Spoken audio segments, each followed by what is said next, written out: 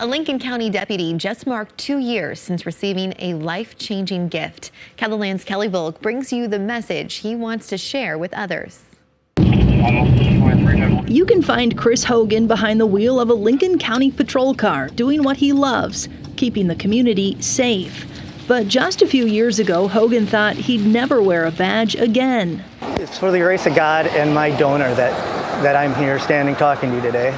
In May of 2020, Hogan, who was a trooper at the time, contracted COVID-19. His lungs slowly deteriorated and he needed a double lung transplant.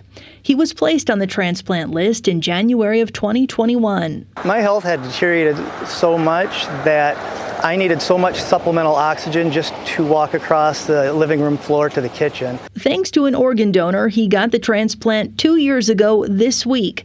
Hogan says every year that goes by is a milestone. After you get a transplant, you're not done. That's not the end of it. It's a lifelong journey.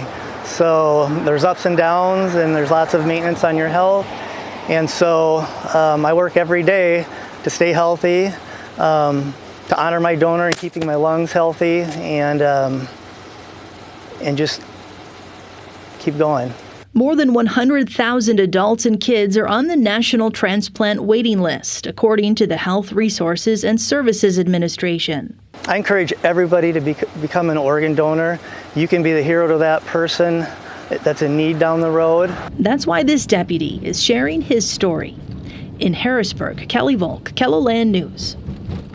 Now, to become an organ donor, you can use a link in this story at KELOLAND.com.